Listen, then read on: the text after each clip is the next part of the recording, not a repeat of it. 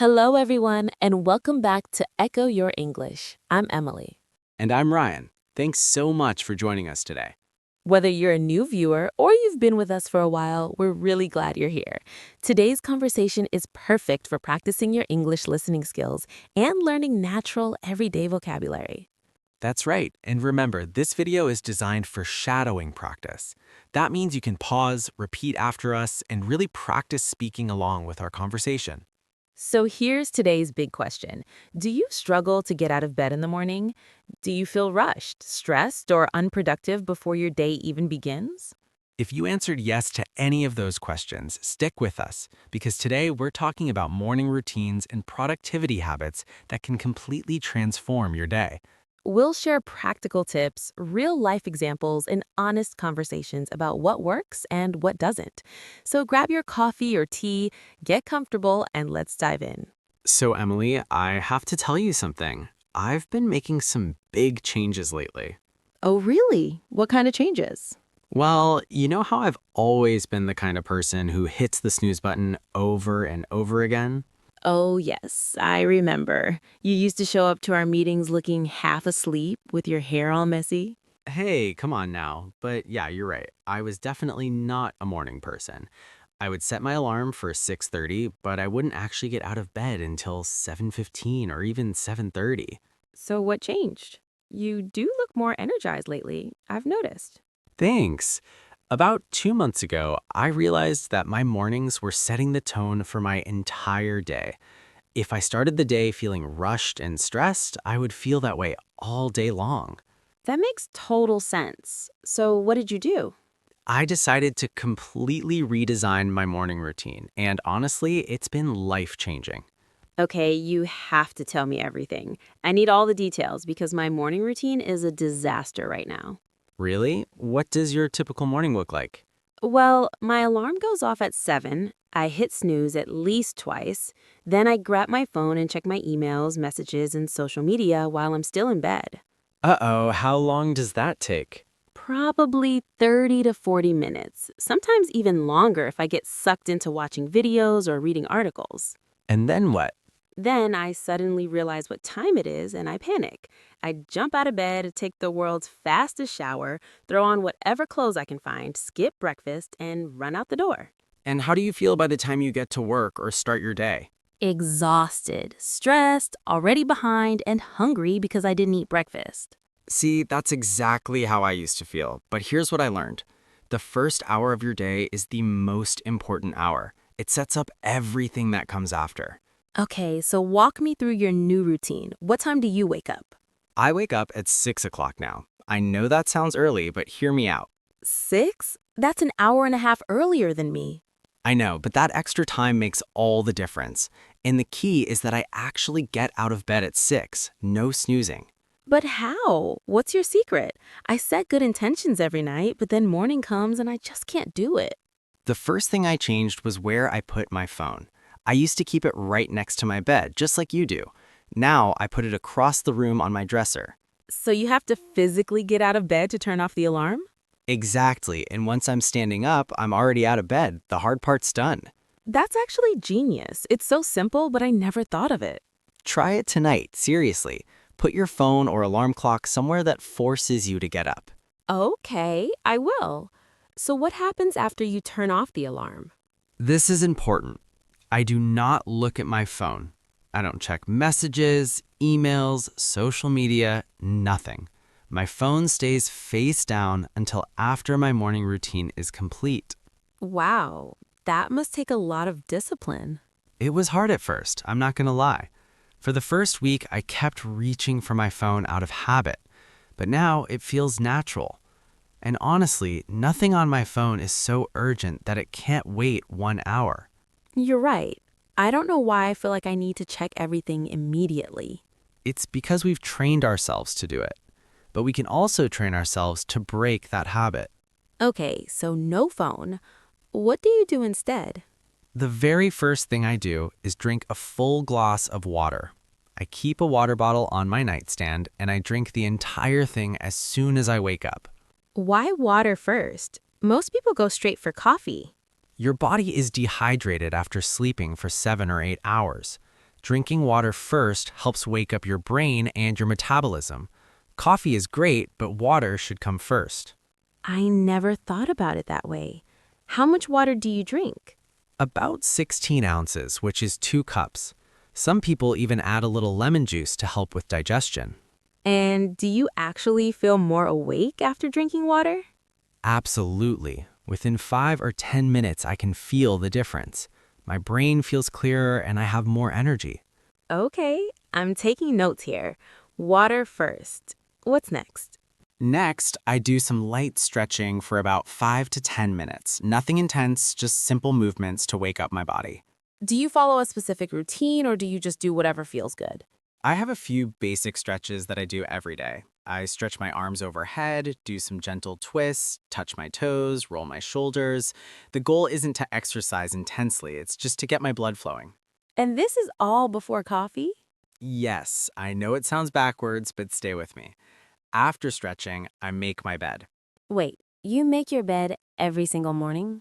Every single day. It takes 2 minutes, and it's the first accomplishment of the day. I've heard about this. There's some famous speech about making your bed, right? Yes, there's a Navy admiral who gave a speech about it. He said that if you make your bed every morning, you've already completed the first task of the day. It gives you a small sense of pride and encourages you to do another task and another. That actually makes sense. I usually leave my bed messy and tell myself I'll make it later. But do you? No, honestly, most days I don't make it at all. Exactly. So just do it first thing. It takes 2 minutes and then it's done. Plus, coming home to a made bed at the end of the day feels really good. All right, I'm convinced. So far, you've woken up at 6, drink water, stretched, and made your bed. What time is it now? It's probably around 6:15 or 6:20. And this is when I finally make my coffee. Thank goodness. I was starting to worry about you. I love my coffee, don't get me wrong, but I've learned that if I drink it on an empty stomach first thing in the morning, I get jittery and anxious. Oh, I get that sometimes too. I thought it was just me. No, it's actually really common. Coffee on an empty stomach can spike your cortisol levels, which is your stress hormone. So, do you eat breakfast before coffee? Not quite. I make my coffee and then I sit down with it for what I call my mindful morning moment. Okay, you're going to have to explain that. It sounds very zen. It's simpler than it sounds. I sit in my favorite chair with my coffee and I spend 15 to 20 minutes doing something intentional and calm. Like what? Meditation? Sometimes I meditate, yes, but other days I read a few pages of a book, write in my journal, or just sit quietly and think about the day ahead. You journal? What do you write about? Different things. Sometimes I write down 3 things I'm grateful for. Other times I write about my goals for the day, or I reflect on what happened the day before. There's no right or wrong way to do it. I've tried journaling before, but I always feel like I don't know what to write. That's normal at first. You can start really simple. Just write, "Today I'm grateful for," and list 3 things. Or write, "Today I want to accomplish," and list your top 3 priorities. That doesn't sound too hard. And this is all before you start getting ready for work? Yes, by this point it's about 6:40 or 6:45 and I've already had a calm, intentional start to my day. My mind is clear, I feel peaceful, and I'm ready to take on whatever comes next. I have to say, this is very different from my chaotic mornings. Do you ever feel like you're missing out on sleep by waking up earlier? That's a great question. At first, yes, I felt tired, but then I realized I needed to go to bed earlier. I can't wake up at 6 if I'm staying up until midnight. What time do you go to bed now? I'm usually in bed by 10:30 and I'm asleep by 11. That gives me 7 hours of sleep, which is enough for me. And you fall asleep easily? I do now because I have an evening routine too. I turn off screens by 9:30, I dim the lights, and I wind down gradually.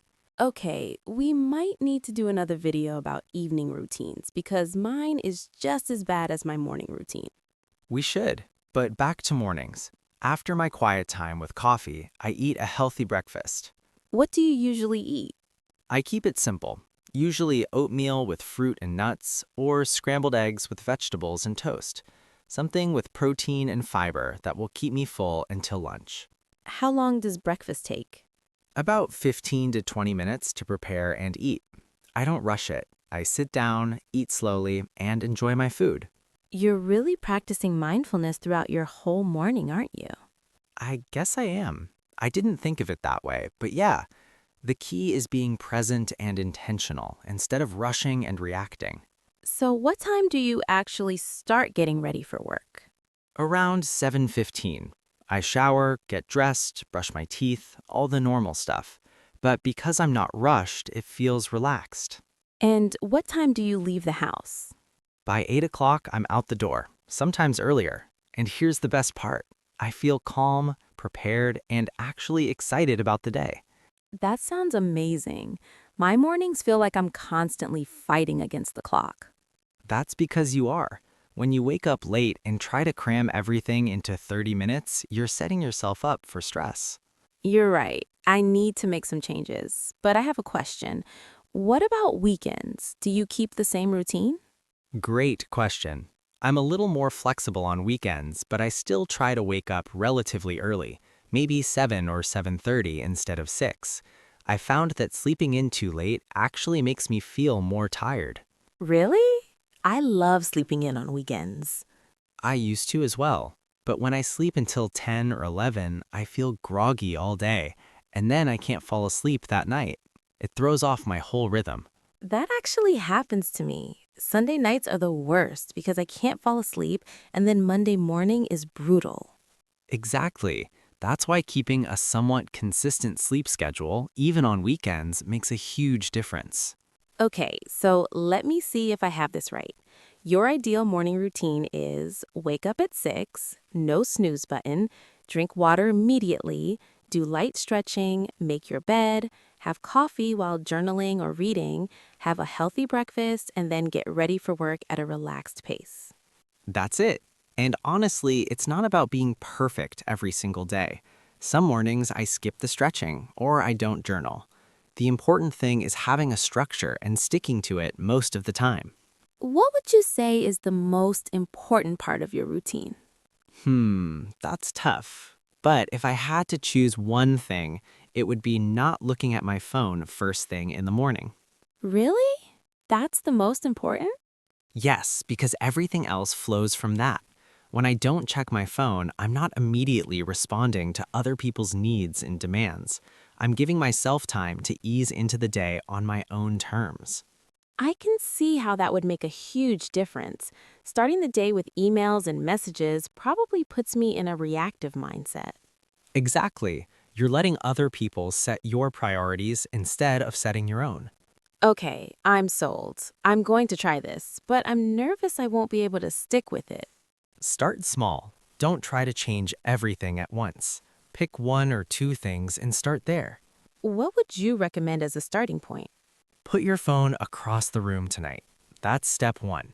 Then, tomorrow morning, drink a glass of water before you do anything else. Just try those two things. That seems doable, and then I can add more habits gradually. Exactly. Maybe the next week you add making your bed. Then the week after, you try some light stretching. Build your routine slowly over time. That feels much less overwhelming. I think I can do that. You absolutely can. And remember, it's okay if you mess up. If you hit snooze one morning or grab your phone out of habit, don't give up. Just try again the next day. Thank you for sharing all of this, Ryan. I'm really inspired to make some changes.